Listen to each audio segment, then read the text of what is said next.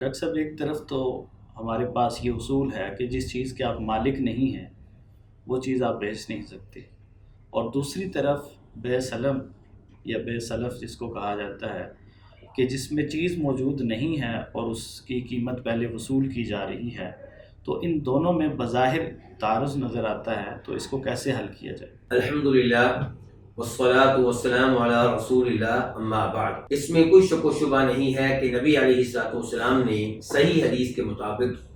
اس چیز کی بیع سے منع کیا ہے جس کا وہ مالک نہیں ہے، جو اس کو بیچ رہا ہے، جبکہ بیع سلم میں اسلام نے اس بات کی اجازت دی ہے کہ آپ اس چیز کی بیع کر لیں جو ابھی پیدا نہیں ہوئی، جس کا بھی وجود نہیں ہے۔ مثال کے طور پہ میں کسی سے بیع کرتا ہوں چاولوں کی، اس کو میں 10 کلو چاولوں کی قیمت ادا کر دیتا ہوں،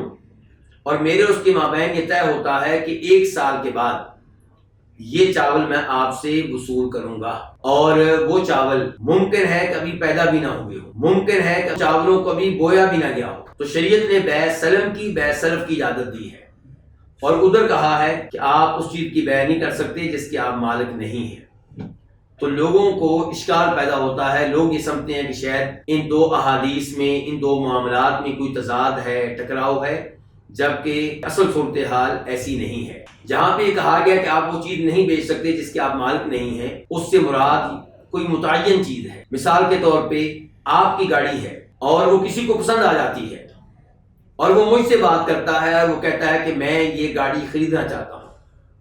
اور میں اس سے کہتا ہوں کہ کتنے کی لوگے؟ وہ کہتا ہے مثال کے طور پہ میں 15 لاکھ روپے ادا کرنے کے لیے تیار ہوں۔ میں کہتا ہوں ٹھیک ہے، میری اور آپ کی بیع پکی ہو گئی، گاڑی آپ کو مل جائے گی۔ اس کے بعد میں آپ سے مذاکرات کرتا ہوں اور آپ کے ساتھ اس کی بیع کرتا ہوں، آپ سے اس کو خریدتا ہوں، اور پھر میں اس آدمی کو بیچتا ہوں جس سے میں 15 لاکھ میں بیع کر چکا ہوں، معاہدہ کر چکا ہوں۔ اب یہاں پہ میں نے وہ چیز بیچی ہے جس کا میں مالک نہیں تھا، اور وہ ایک متعین چیز ہے۔ آپ کی گاڑی متعین چیز ہے،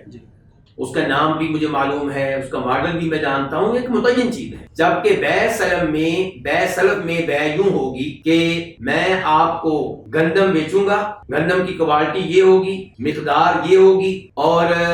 آپ کے سپرد کر دوں گا فلاں مہینے میں، فلاں ڈیٹ کو، فلاں تاریخ کو۔ اب یہ کوئی متعین گندم نہیں ہے، گندم کا معیار بتا دیا گیا، کوالٹی بتا دی گئی، مقدار بھی بتا دی گئی، لیکن وہ گندم متعین نہیں ہے، وہ گندم نہیں ہے جو آپ کے پاس پڑی ہوئی ہے، نہ وہ گندم ہے جو میرے پاس پڑی ہوئی ہے۔ ہو سکتا ہے کہ میں وہ گندم اپنے گھر سے ہی آپ کو مہیا کر دوں، اور یہ بھی ممکن ہے کہ وہ گندم میں مارکیٹ سے خریدوں اور آپ کو مہیا کر دوں، اور یہ بھی ممکن ہے کہ وہ گندم میں ابھی بونا چاہتا ہوں،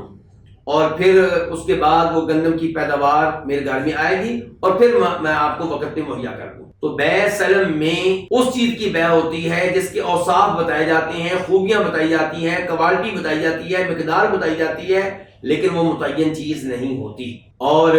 جس چیز کی بیع سے آپ نے منع کیا ہے جبکہ آپ اس کے مالک نہیں ہیں، اس سے مراد کوئی متعین چیز ہے۔ مجھے امید ہے کہ پبلک کے لیے فرق واضح ہوگا۔ واللہ تعالی اعلم۔